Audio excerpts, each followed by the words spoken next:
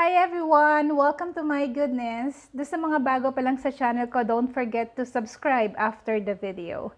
Now we're going to bake bread. So ito ay isa sa mga paborito ko, yung raisin loaf bread or raisin bread. So ipapakita ko sa inyo kung paano gawin and we'll go through the ingredients one by one habang mini-mix ko ito. And don't you worry guys, because the full recipe will be on the description box just below the video. And also I will put it on the screen. Okay, so let's start our bread. I'll be using a mixer right now. Pero kung wala kayong mixer, you can mix this in a mixing bowl. And then pwede nyo namang i-hand knead. You can always refer to my other vlogs about bread making na gumagamit ng hand kneading. Okay, you can also use guys authorized method on this para mas hindi kayo mahirapan lalo na kung wala naman kayong mixer. Just refer to my garlic butter dinner roll kung paano ko ginagawa yung authorized method. Alright, so this is just actually a quick bread. So, kailangan nating ma-maximize yung time. Kailangan mapaiksi natin yung time as much as possible. So, hindi tayo gagawa ng authorized method, but I will teach you how you'll be able to come up with a loaf bread na masarap pa rin kahit mabilis lang natin gagawin. Alright, so I have already warmed my milk here. So this is evaporated milk. You can also use fresh milk. Walang problema dun guys. So I'll pour my milk here. I've warmed this for 30 seconds sa microwave para mas mabilis. And then we'll add our yeast. This is instant yeast. And our sugar. So, yan lagi ang unang magkakasama tuwing gumagawa tayo ng bread. Ginagawa natin ito para mas mabilis ma-activate yung ating yeast. Okay? Although it is an instant yeast, para wala lang kayong maging problema sa pagpapalasa. So, this is how we do it para mabilis siyang mag-activate. You add the egg. Our egg is room temperature na binit ko na. And then our vanilla. Our oil. Vegetable oil, canola oil, coconut oil. Mas healthy. Lalo na kung sanay naman kayong gumamit nun. Then we'll add our flour. So this is bread flour that I'm using. Lagi ko itong sinisip, isang beses lang naman to make sure walang bobo or any other ingredients na papahalo sa kanya. Okay, so we'll start mixing.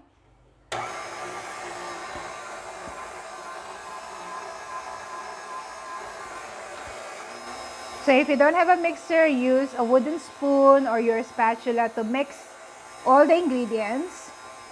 Pagka ganyang nagpo-form na yung ating mixture, you can add the salt. So, lagi nating hinuhuli yung salt sa ating mixture. Just to make sure hindi siya makaka-affect dun sa ating yeast. Okay. So ayan na yung ating dough na mix na yung mga ingredients. Okay. Medyo dumikit siya dun sa bowl. So, scrape ko lang yung bowl. Yan. From here, magka-count na tayo ng 5 to 7 minutes. So, check natin after 5 minutes. Pag hindi pa, then tuloy mo lang ng 7 minutes of kneading. Okay. I'll get back to you guys kapag na fully knead na yung ating dough. Alright guys, so it's been 7 minutes of kneading. So stop na natin. And let's check our dough. So tatanggalin ko siya dito sa aking lagayan, then lilipat ko siya sa aking kneading mat. Right, so guys, lipat lang natin siya sa ating kneading mat. Okay, and then check natin yung ating dough. Now, itong measurements ng dough na ginawa ko, sakto ito if you are using a mixer. Now, if you don't have a mixer and you're just doing it by hand, yung pagni-knead, you have to add mga 2 tablespoons of milk additional on top of the milk measurement na 1 cup. Kasi medyo magiging matigas yung dough nyo, lalo na kapag hand knead. Mas nami-mix lang siya kapag gumagamit ka ng mixer. Depende kung ano pa yung ginagamit nyong flour. Now, if you're using all-purpose flour, sometimes hindi mo na kailangan magdagdag ng milk. Pero kapag bread flour yung ginagamit nyo, medyo matigas yun. Matakaw sa tubig ang bread flour. So, kailangan dadagdagan nyo ng milk. Pag napansin nyo ang hirap i-knead, hindi malambot yung dough, you always have to add water or milk. Rule in baking naman yan. Kasi dapat ang dough nyo ay parang clay, malambot. Yan. So, pagka parang hirap na hirap kayo at dry, matigas, then, something is wrong, kulang sa hydration yung dough nyo. So, kailangan niya ng additional milk. Na-activate na yung yeast. Makikita natin na may mga bubbles na siya. Makinis na yung dough natin. And it's so soft. Ayan, nagba-bounce back pag pinipindot mo. Pero ang pinaka-accurate na test pagdating sa mga tinapay na gusto nyong malambot is the window pane test. Yung pag hinatak nyo ganyan, hindi agad na pupunit. Hindi pa ito masyadong smooth. Meron pang mas smooth na smooth dito. Yan. So, that's the window pane test. Yan, pag hinatak mo, hindi agad na pupunit. Para siyang window pane. Okay. Ikita ko naman siya na maganda na. We'll let it rest for 15 minutes. Dito lang sa counter natin. So, ang tawag lang dito is rest. Hindi siya first proofing or fermentation. Re-rest lang natin. Since this bread na gagawin natin na may filling, so we can just rest it for 15 minutes. Hindi na kailangan ipa-ferment. Babawi tayo sa second proofing. Okay, so takpan nyo lang sa counter nyo. Balikan natin siya after 15 minutes. Alright guys, so after 15 minutes, check na natin yung dough. Okay. Next natin gagawin, flatten lang.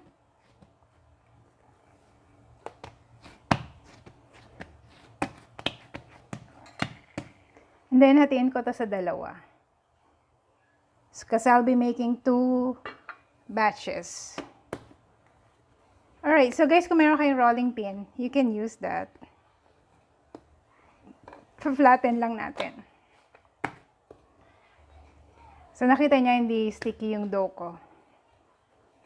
Yan.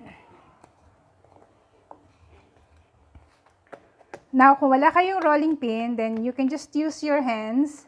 Ganyanin nyo lang. Stretch nyo lang siya. And then, stretch out ko na lang yung ibang part.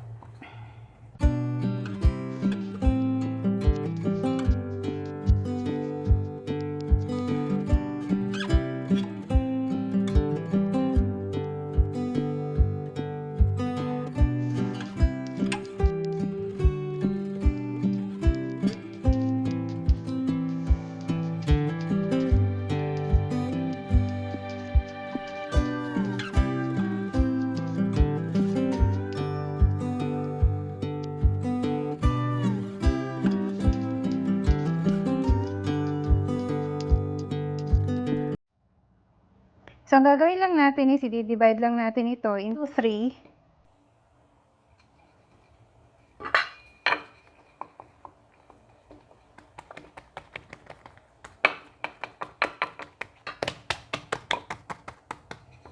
Okay.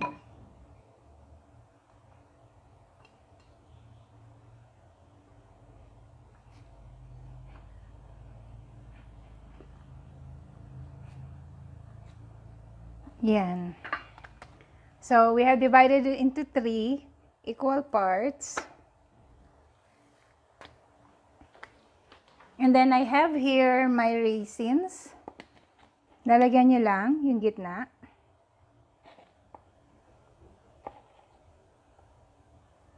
Kayo nang bahala kung gaano kadami yung gusto nyo. At dapat nasa gitna lang siya. And then, gagawin nyo, lift, and then cover. Okay. Lift and cover it. Okay, and then ipipinch natin yung edges niya para magdikit. So, pinch lang. Okay. Pati yung mga dulo. So, pinch nyo ulit, just to make sure na hindi bubuka, para hindi to sumabog pagka ginawa na natin yung second proofing. Then, just roll it a bit, para bumilog, maging log. Ayan. And then, set this aside. Let's do it on the second one. Lagyan natin ulit.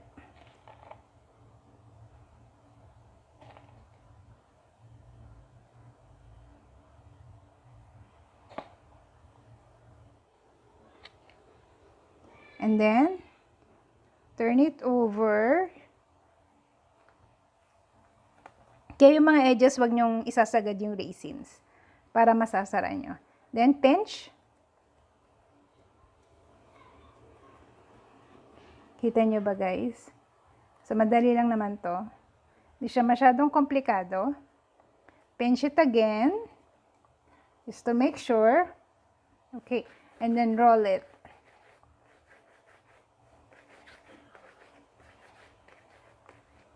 Okay. Make sure magkasing haba sila. And pag hindi magkasing haba, itak nyo lang na ganun. Okay, so pasensya na guys, may ligtad ako sa raisins. So you can put any types of raisins na gusto nyo. Meron din yung kulay green na raisins. You can also put glazed fruit.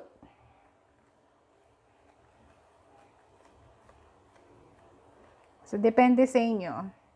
Haluan nyo yung raisins ng glazed fruit. Sarap din. Depende na sa inyo kung gusto nyong bigyan ng variety or maging creative kayo.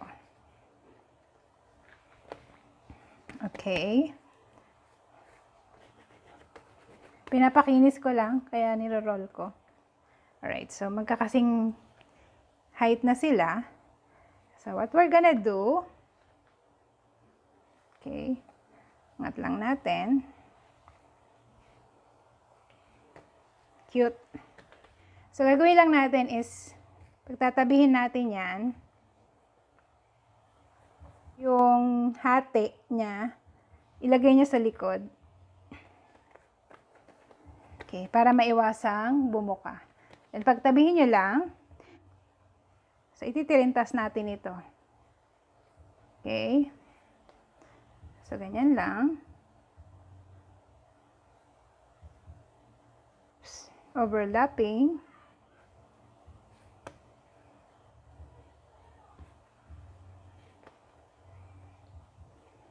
Kahit na anong pagtirintas nyo, okay lang yun. Lalo na kung hindi kayo marunong. So, basta dapat nag-overlap lang. Yan. So, parang ganyan. Itsura. And, sasara natin dyan sa likod, sa dulo, tsaka dito. Okay.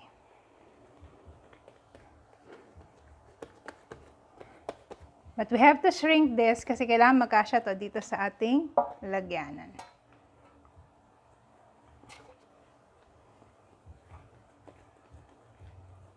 Okay. Tingnan natin kung kasya na. Lagay lang natin.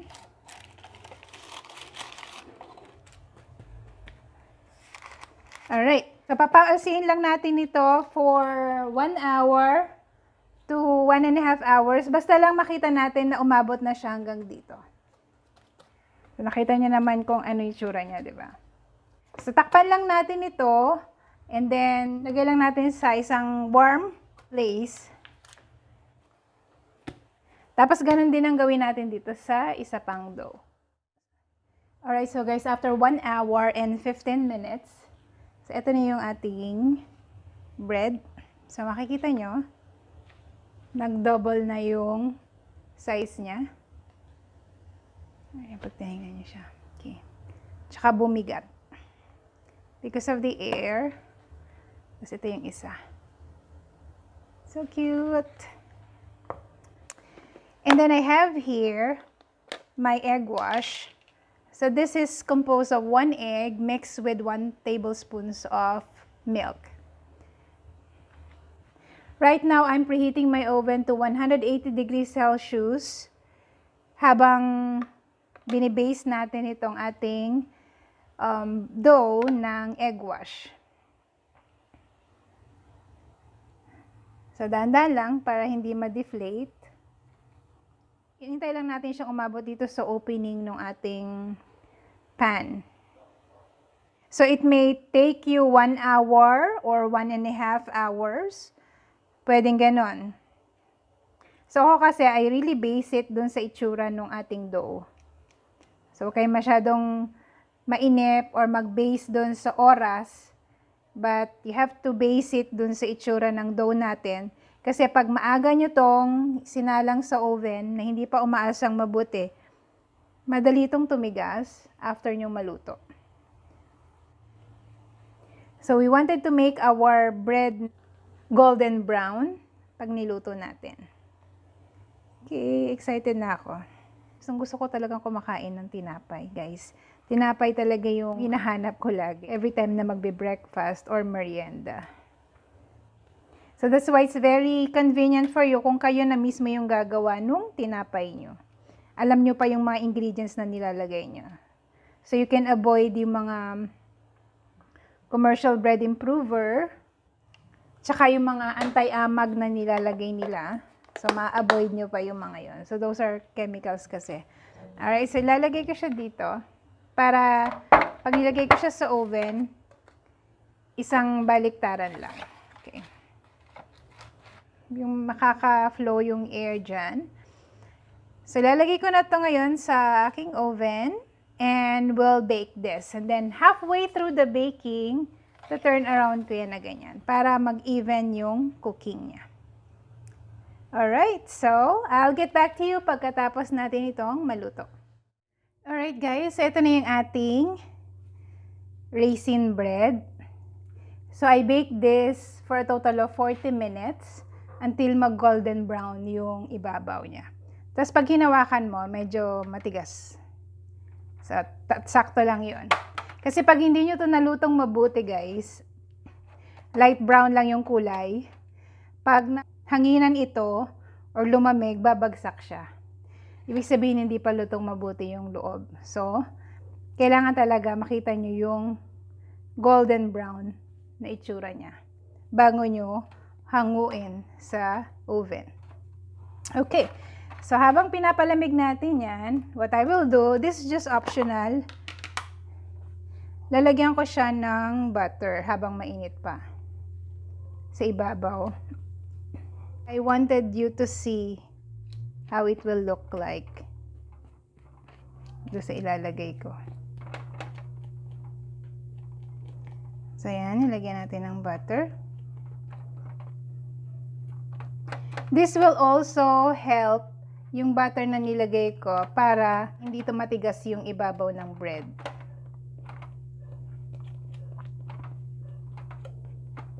Pero depende na rin to sa inyo guys. Kasi as is naman, okay na.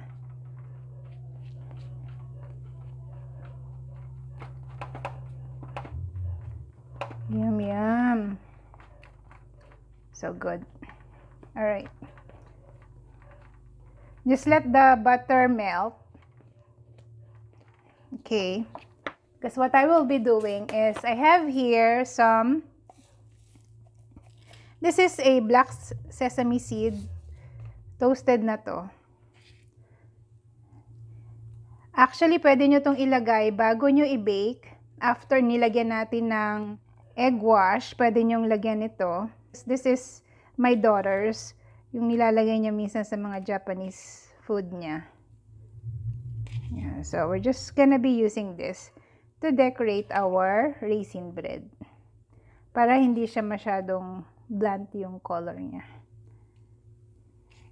And since this is already toasted, so okay siyang ilagay kahit naluto na yung bread natin. Alright. This looks so beautiful na. So, tanggalin na natin sa ating lagayan. Alright. See? Yan, medyo dumikit lang yung gilid. But it's okay.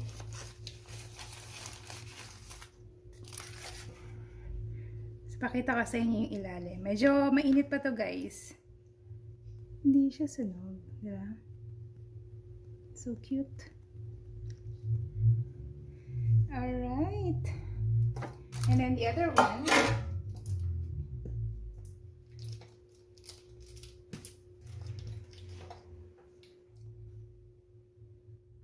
Yan. So this is our raisin loaf bread.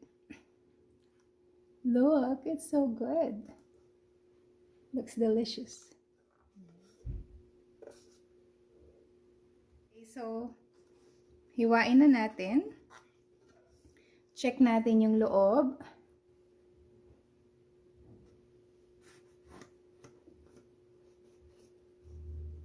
Tingnan natin yung raisins. Ayun. Nangangalaglag na. Alright. Yan siya.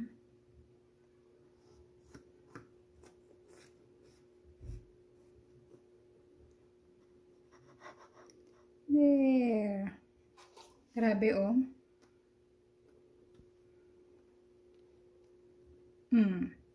Look. Diba? Ayan siya yung ating raisin bread. So yummy. It's so soft. Sobrang lambot nitong tinapay natin, oh. Okay. I'm so happy. This is it. Diba? Ang ganda. Tikman natin. I'll get the bottom part. So, ito yun. Yum, yum.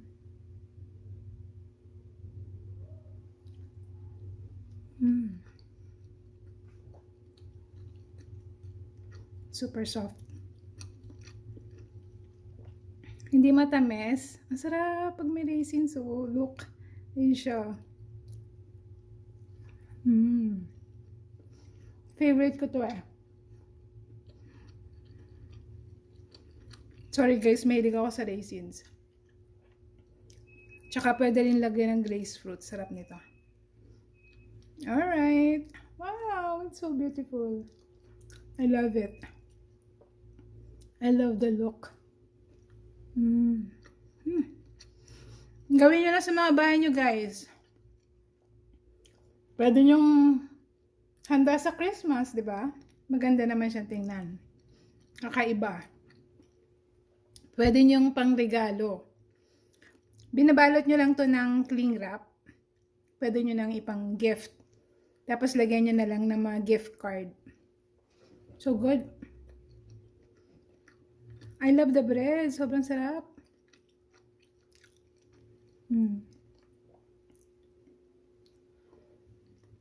Ayun yung tunnel.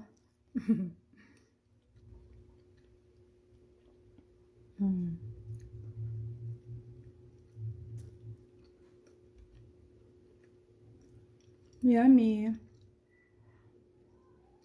I love baking bread talaga. Kakaiba. Masarap talaga pag gawa mo. Yung mainit-init pa, kinakain nyo na. Ang sarap. Alright, so thank you so much guys for watching. I hope gawin nyo na rin to sa mga bahay nyo. Diba? Look. Saan sila makakakita ng ganyan? Kundi gawa nyo lang. Have a great day everyone. Thank you so much for watching.